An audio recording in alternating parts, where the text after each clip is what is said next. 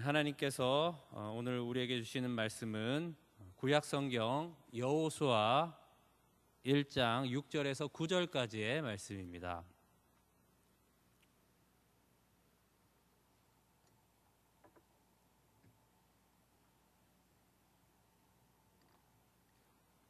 여호수아 1장 6절에서 9절까지의 말씀, 우리 한 절씩 교독하여 읽겠습니다. 제가 먼저 읽겠습니다. 강하고 담대하라. 너는 내가 그들의 조상에게 맹세하여 그들에게 주리라 한 땅을 이 백성에게 차지하게 하리라.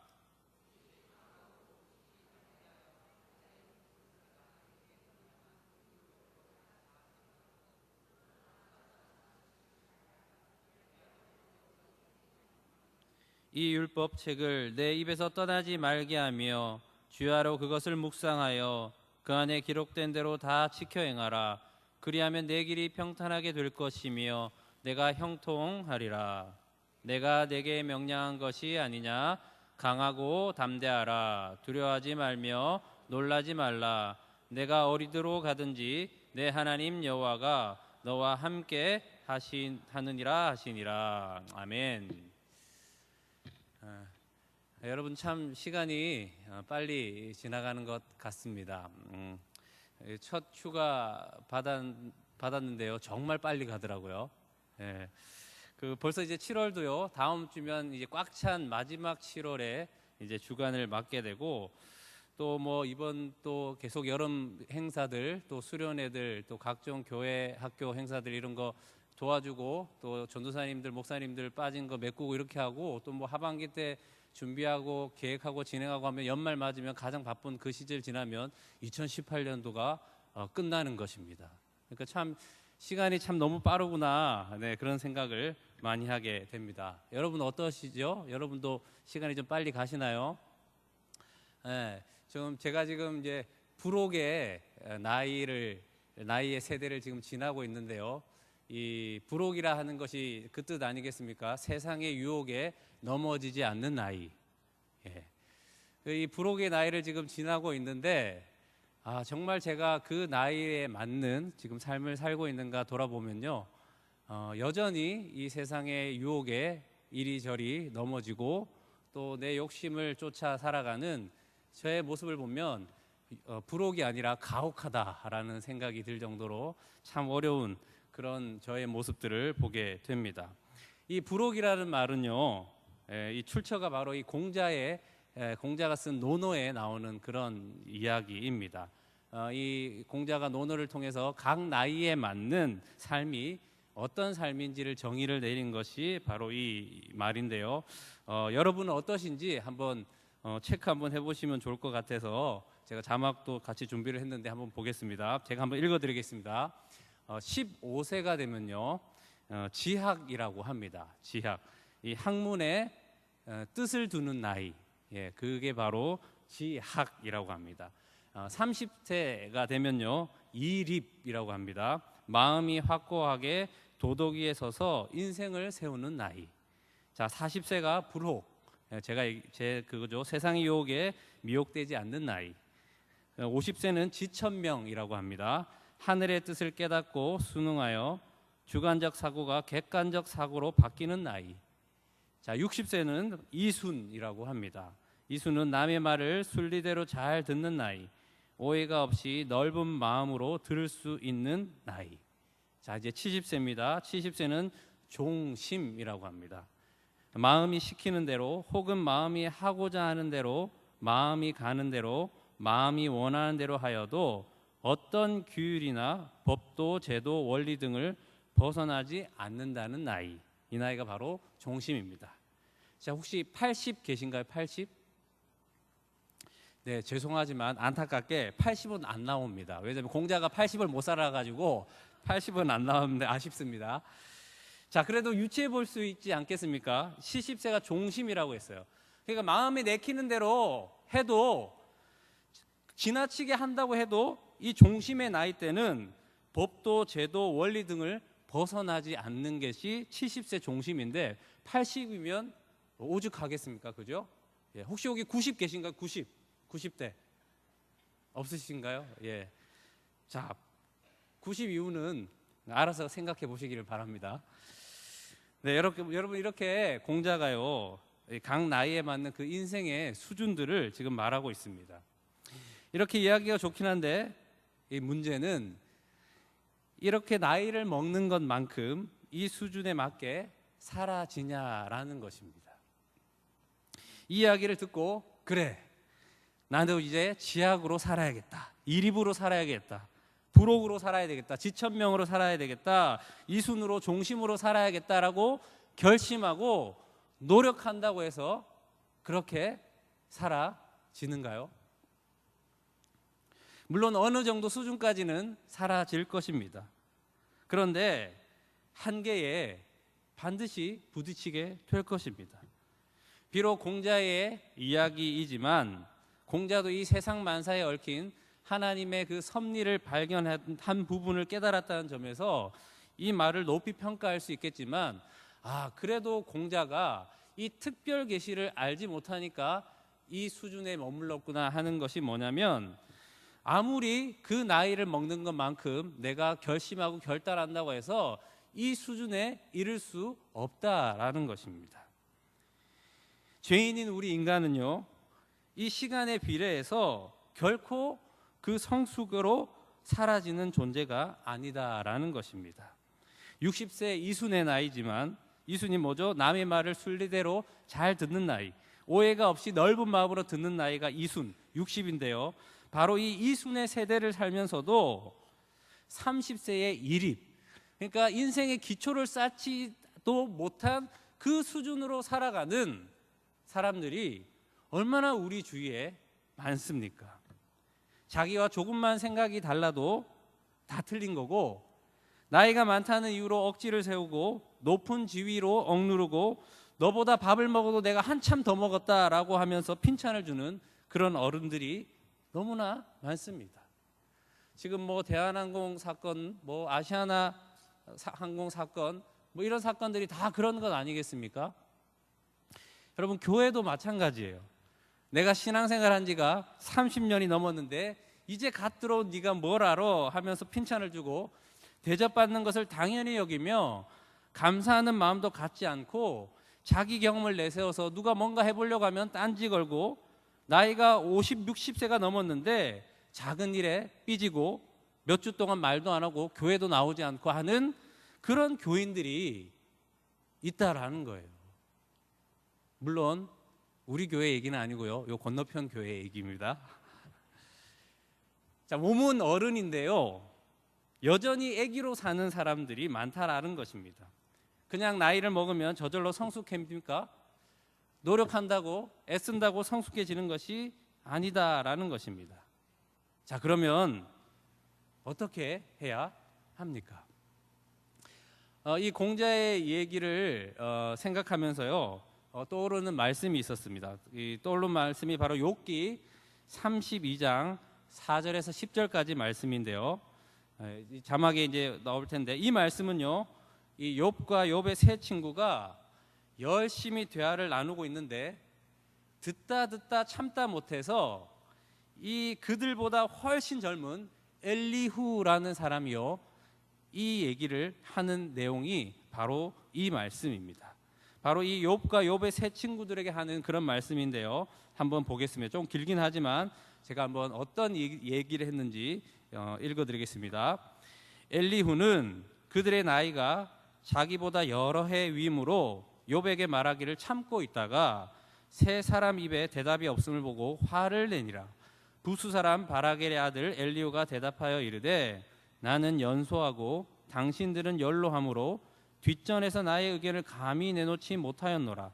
내가 말하기를 나이가 많은 자가 말할 것이요 연륜이 많은 자가 지혜를 가르칠 것이라 하였노라. 그러나 사람의 속에는 영이 있고 전능자의 숨결이 사람에게 깨달음을 주시나니, 어른이라고 지혜롭거나 노인이라고 정의를 깨닫는 것이 아니니라. 그러므로 내가 말하노니 내 말을 들으라. 나도 내 의견을 말하리라. 자, 지금 앞에서 벌어진 상황을 알아야지 이 말씀을 더 잘 이해할 수 있는데요. 이 지금 욥이요, 아내도 잃고 아들도 다 죽고 재산도 다 잃어버리고 다 망하고, 그리고 자기에게는 피부병까지 나서 기왓장으로 피부를 긁으면서 했던 그런 상황이었다라는 거예요. 그런데 이 욥의 세 친구들이 이 욥의 상황을 옆에서 보고 소식을 듣고 와서 하는 얘기가, 너에게 왜 이런 일이 일어났냐면 너가 하나님께 죄를 지었기 때문이야. 그렇기 때문에 하나님께 그 죄를 회개하라 라고 권면하고 있는 겁니다. 그런데 이 얘기를 들은 욥은요, 그 친구들의 얘기를 듣고 뭐라고 얘기하냐면, 나는 하나님께 죄 지은 게 없어. 나는 하나님 앞에서 의로운 자다라고 대답을 하는 거예요. 그래서 그 얘기가요, 욥기 1장부터 31장까지 계속해서 이 욥의 세 친구와 욥의 대화 내용이 엄청 길지만요, 그 대화의 내용의 골자는 그겁니다. 욥의 세 친구들은 네가 왜 그런 일이 일어났냐면 하나님께 죄가 있기 때문에 그렇다, 회개하라 라는 거고요. 욥의 대답은 나는 하나님께 죄를 지은 적이 없어, 나는 하나님 앞에서 의로운 자야 라는 그 대답입니다.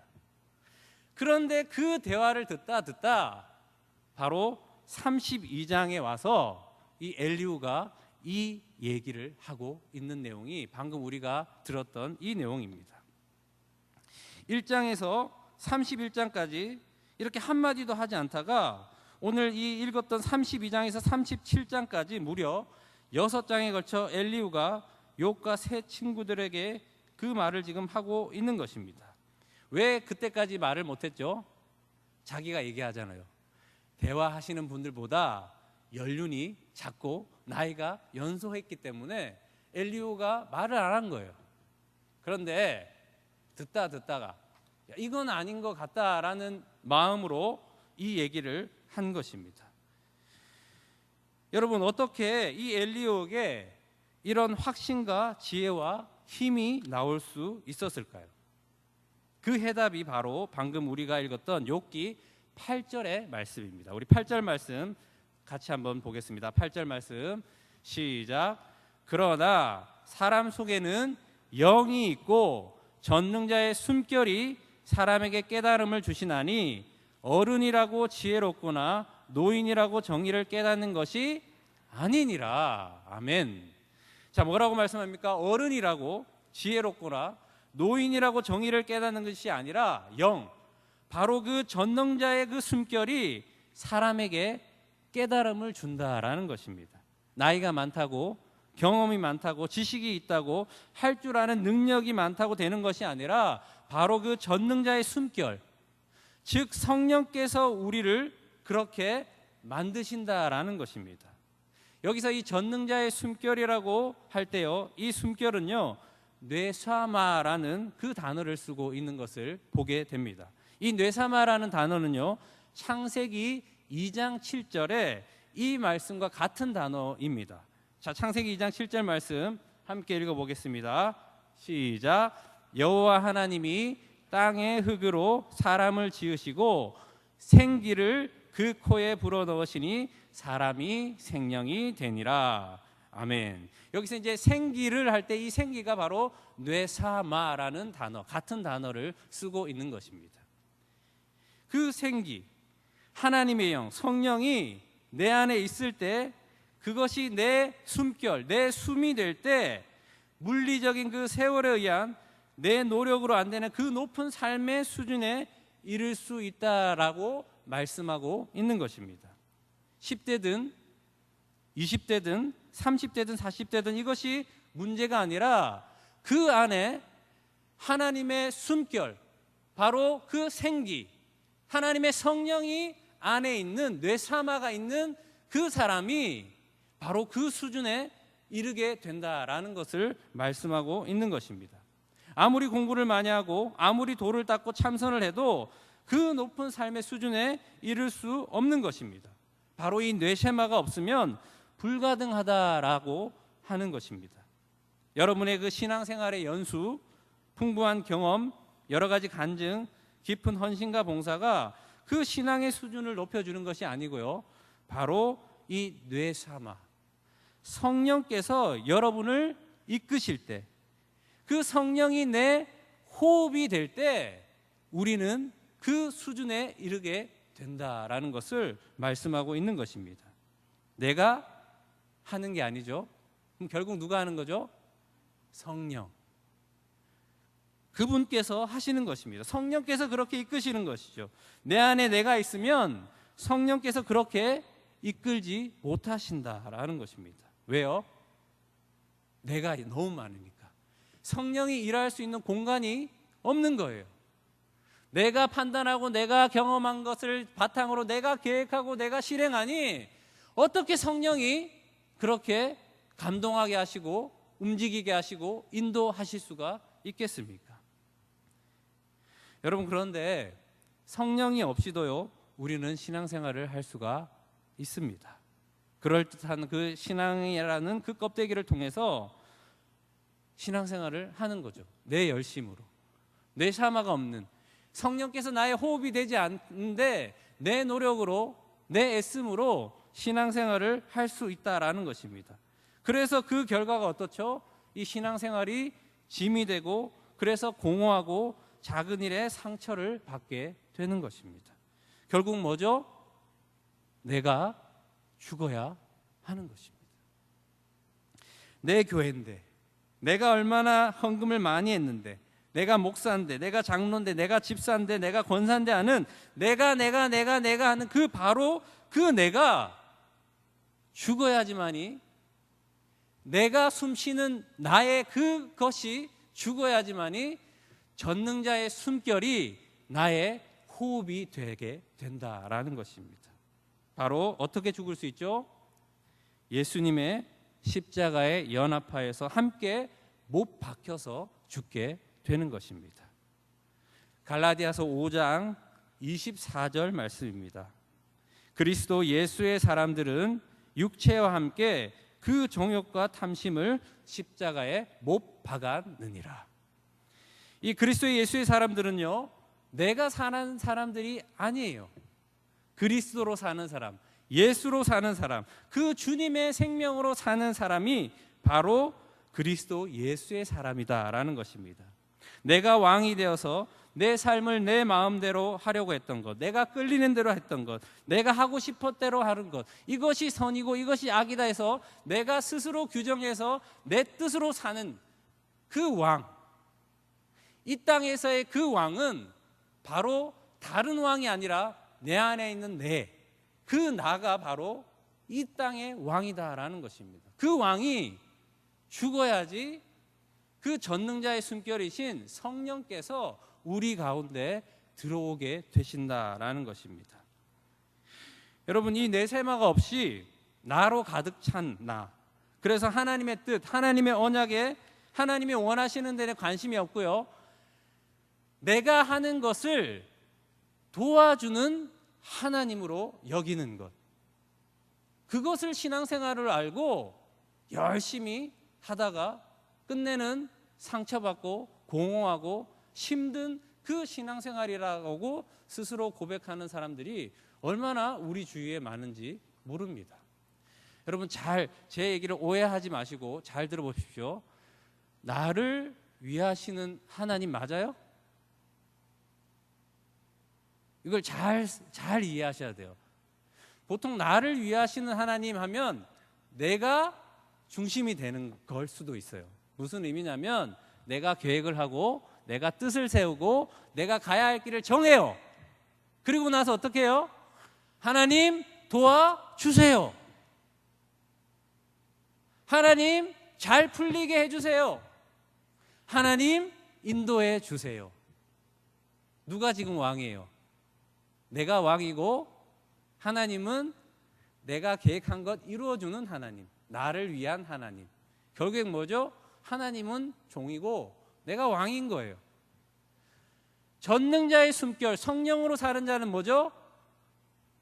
그분이 내 호흡이기 때문에 그분의 생명으로 사는 거예요. 그러니까 뭐요? 내가 사는 게 아니고 그분이 사시는 거예요. 누가요? 예수님이 사시는 거예요. 예수의 영, 성령이 사시게 하는 거예요. 그게 바로 신앙생활이라는 것입니다. 그런데 우리 안에 그 뇌세마가 없이 나의 뜻을 이루어주는 하나님으로 얼마나 우리는 열심히 신앙생활을 하고 있는지 다시 한 번 더 생각해 봐야 한다라는 것입니다. 여러분, 예수님의 사람, 그리스도의 사람은 그 주님의 십자가에 함께 콱 못 박혀 죽는 것입니다. 그래, 한번 해보자, 화이팅, 나는 할 수 있어, 주님이 함께 하시니까 난 할 수 있어, 할렐루야, 긍정적인 그 힘, 이렇게 신앙생활을 하는 사람이 얼마나 많습니까? 여러분, 이 뇌세마를 깨닫고 뇌세마가 그 안에 있는 사람들은 하나같이 이렇게 고백합니다. 주님, 저는 연약한 자입니다. 주님, 저는 무엇을 이룰 수 있는 자가 아닙니다. 주님, 저는 어린아이입니다. 주님, 저를 불쌍히 여겨 주시옵소서. 주님, 저는 주님이 아니면 안 됩니다. 이러한 고백을 통해서요, 내가 할 수 없다라는 나의 죽음을 선포하게 됩니다. 이렇게 자신을 아는 사람에게 성령 하나님이 그 안에 오시게 되는 것입니다. 나 없음, 그것을 고백하고 인정할 때 성령이 일하신다라는 것입니다. 오늘 말씀도 바로 그것입니다. 여호수아 1장 6절 말씀 다시 한 번 더 읽어보겠습니다. 여호수아 1장 6절 말씀 시작. 강하고 담대하라. 너는 내가 그들의 조상에게 맹세하여 그들에게 주리라 한 땅을 이 백성에게 차지하게 하리라. 아멘. 자, 여기서 강하고 담대하라는 말씀을 하고 있습니다. 딱 들으면 어떤 느낌이 드시죠? 뭔가 마음을 단단히 먹고 결심을 하고 그것을 하려고 노력한다라는 그런 느낌 들지 않습니까? 내 마음이 강해져야 돼. 약해지면 안 돼. 그래, 굳건하게 해야지. 화이팅! 이런 느낌. 그런데요, 여기서 하나님께서 말씀하시는 강하고 담대하라라는 것은 그런 뜻이 아닙니다. 오늘 말씀에 강하고 담대하라라는 말씀이요, 무려 3번이나 반복해서 나옵니다. 7절 말씀에 보면 오직 강하고 극히 담대하여 나의 종 모세가 내게 명령한 그 율법을 다 지켜 행하고 우로나 좌우로나 치우치지 말라. 그리하면 어디로 가든지 형통하리라. 9절 말씀 강하고 담대하라. 두려워하지 말며 놀라지 말라. 내가 어디로 가든지 내 하나님 여호와가 너와 함께 하느니라 하시니라. 결국 무엇을 말씀하고 있죠? 9절 결론에서 강하고 담대하지 않으면 내가 너와 함께하지 못한다라는 그런 말씀입니다. 이제 약속한 그 땅, 이제 가나안이 목전에 있어요. 자, 이 요단강만 건너면 하나님께서 약속하신 땅, 바로 그 땅을 드디어 40년 만에 밟게 됩니다. 자, 그런데 이 요단강을 건너서 가나안에 들어가면 끝인가요? 아니지요. 바로 이제 가나안 족속들이 기다리고 있습니다. 그 가나안 족속들과 싸워야 돼요. 그런데 이 이스라엘인들은 출애굽했잖아요. 그죠? 출애굽은 뭐죠? 이 세상을 이야기하는 것입니다. 이 세상에서 한평생 마귀에게 종노릇하듯 애굽에서 노예 생활을 하던 그 이스라엘 백성들을 하나님께서 구원하신 거예요. 그게 바로 출애굽했다라는 것입니다. 자, 그러면 하나님께 구원받았으면 끝이에요? 끝이니까 구원파가 이단이에요. 끝이 아니지요. 이제 뭐예요? 구원받았으니 이제 그리스도의 사람이 되었으니 이제는 어떻게 해요? 그리스도인으로 살아야 되는 거예요. 근데 생각해 보십시오. 내가 그리스도인, 교회만 딱 들어왔다, 출애굽을 했다고 칩시다. 그렇다고 해서 그리스도인으로 살아지나요? 아니요. 여전히 애굽에 있었던 그 삶의 방식, 그 계획들, 그 힘들, 능력들 안 죽이고 교회는 나오지만 여전히 세상의 방식으로 그렇게 신앙생활과 양다리를 걸쳐서 그렇게 하면 그렇게 사라지냐 말입니다. 여러분, 출애굽해서 이렇게 나온 사람은요, 이제 새로운 삶을 살아야 되는데 예전에 그 애굽에 있었던 노예의 근성, 노예의 방법, 사는 방법, 노예가 살아가고 영위했던 그 문화들을 가지고는요, 구원받은 백성으로 살지 못합니다. 왜요? 배운 적이 없잖아요. 그리고 사는 방법이 너무 다르잖아요. 교회에 왔지만 여전히 애굽의 풍습을 버리지 못하고 살아간다면 그것은 그리스도인으로 살지 못한다라는 것입니다. 그래서 어떻게 해요? 출애굽으로 구원받은 백성은 이제 세상의 그 애굽에 있었던 모든 것들을 다 죽여야 되는 거예요. 다 끝을 내야 되는 거예요. 그리고 이제는 하나님께서 구원하셨으니 하나님께서 하나님의 백성으로 살게 하시는 그 능력을 입어야지 그리스도인으로 살아갈 수가 있지요. 그게 내 노력으로 돼요? 결단으로 돼요? 하나님이 주셔야, 그래서 받아야 그렇게 사라지는 것 아니겠습니까? 여러분, 그래서 신앙생활은요, 내가 하는 게 아니에요. 내가 하니까 힘들죠. 내가 하니까 지치죠. 신앙생활은 우리 안에 있는 성령께서 하게 하시는 거예요. 여러분, 그래서 요한복음 15장에 뭐라고 얘기합니까? 너희가 내 안에, 내가 너희 안에 거하라. 그러면서 기도 얘기를 해요. 그래서 구하는 거 다 구해봐. 내가 다 들어줄게. 내 말이 너희 안에 있으니 다 구해줄게. 다 들어줄게 라고 하시는 얘기가 뭐냐면 내 안에 거하라. 그러니까 우리가 노력하는 게 아니라 그냥 주님 안에 거하기만 하면 하나님께서 그렇게 살게 해주시겠다라는 약속의 말씀이 요한복음 15장 말씀이에요. 나는 포도나무요, 너희는 가지라. 가지가 노력해서 열매 맺습니까? 아니요. 그냥 나무에 딱 붙어 있기만 하면 그냥 열매는 자동으로 맺히는 거예요. 그러면 자동으로 맺히는 걸 보고 나는 어떻게 얘기하죠? 와, 열매가 맺혀 있네. 와, 내가 이 열매 맺으려고 얼마나 물도 많이 먹고 양분도 많이 먹고 했는데 그렇게 생각하지 않습니다. 저절로 난 내 몸의 열매는 바로 나무 대신 그 성령께서 하게 하셔서 열매 맺게 해주셨구나라는 것을 알기 때문에 그것이 나에게는 너무 놀라운 거예요. 우와, 이게 뭐지? 나에게 이런 열매가 맺히네? 그래서 사람들은 얘기하죠. 와, 진짜 당신은 성령의 열매가 있는 삶이군요. 그럼 뭐예요? 예의상은 예, 감사합니다. 뭐 이렇게 얘기하지만 마음으로는 뭐라고 고백되어지죠? 내가 한 게 아닙니다. 내 안에 있는 성령께서 그렇게 하게 하셨습니다 라는 것입니다.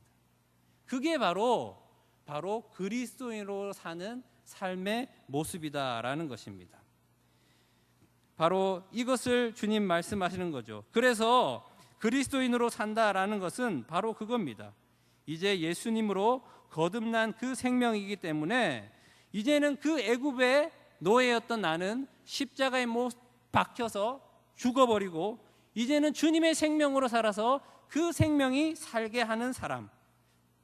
그러니 이 사람은 기도할 때 뭐라고 기도할 수밖에 없죠? 주님, 저는 할 수 없습니다. 이 가나안에 살아가야 되는, 싸워하며 살아가야 되는 이 교회라는, 광야 교회라는 삶을 사는 것을 내가 보니 저는 할 수 없습니다. 저에게는 그런 능력이 없습니다. 주님, 저는 이길 수가 없는 자예요. 주님, 그러니까 주님밖에 없습니다. 그렇게 살아가는 것이 바로 그리스도인의 삶이다라는 것입니다. 강하고 담대하라.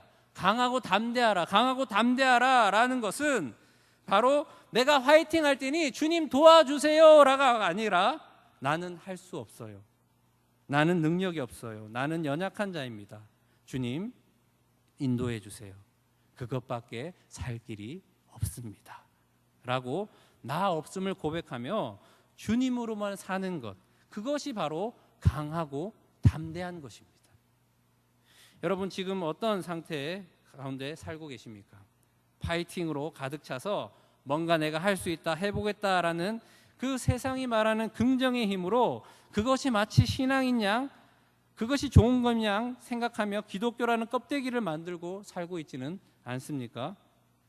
그리스도인은 바로 예수님을 왕으로 내 마음에 영접하여서 그 보증인 성령으로 숨쉬는 자, 성령으로 살아가는 자를 이야기하는 것입니다. 그리스도인은 바로 나는 할 수 없어요, 나 없음을 통해서 주님이 왕이 되시어 내 삶을 입히시고 먹이시고 인도하시는 그 생명으로 살아가야 하는 것입니다. 그럴 때 우리는 바로 이 말씀을 경험하게 되는 것입니다. 고린도후서 4장 16절입니다. 그러므로 우리가 낙심하지 아니하노니 우리의 겉사람은 낡아지나 우리의 속사람은 날로 새로워지도다. 아멘. 우리의 속사람, 즉 예수님의 생명으로 사는 그 성령으로 사는 내가 더욱 풍성한 새로움으로 높은 수준의 그 신앙을 살게 된다라는 것입니다. 이것은 공자가 말한 나이의 체계를 이루는 지약이니 이립이니 부록이니 지천명이니 하는 그 나이의 패러다임을 초월하여서 살아가는 그 삶을 이야기하고 있는 것입니다. 우리의 얄팍한 그 지식이요, 그렇게 만들어주는 것이 아닙니다. 나의 노력이 만들어주는 것이 아닙니다. 우리의 경험이 그렇게 만들어지는 것이 아닙니다. 바로 주님의 십자가 연합하여 내가 죽을 때 강하고 담대하게 되는 것입니다. 그럴 때 그 전능자의 숨결, 그 영으로 예수님의 생명으로 다시 태어나 살게 되는 것입니다. 오늘도 여전히 내 삶 안에 해야 할 많은 일들을 보십시오. 우리 앞에 놓여진 장애와 그 문제와 환난과 곤고와 그 어려움이 얼마나 많습니까? 여러분, 이런 것들 앞에서 우리가 해야 할 그 모습들, 오늘 본문 말씀을 통해서 말씀하십니다. 강하고 담대하라. 강하고 담대하라. 강하고 담대하라는 뭐라고요? 주님 내가 해볼게요, 주님 도와주세요가 아니고 뭐예요? 주님 나는 할 수 없어요. 주님 나는 어린아이예요. 주님 나는 능력이 없어요. 주님 그러기에 나의 소망이 되시고 나의 능력이 되시고 힘이 되시는 주님이 아니면 저는 살아갈 수 있는 존재가 아닙니다. 그렇게 나 없음을 고백하고 나아가는 것이 바로 강하고 담대한 것입니다. 오늘 그 죽음을 선포하는 강하고 담대한 믿음으로 살아가는 저와 여러분의 삶이 되시기를 주님의 이름으로 축원드립니다. 자, 우리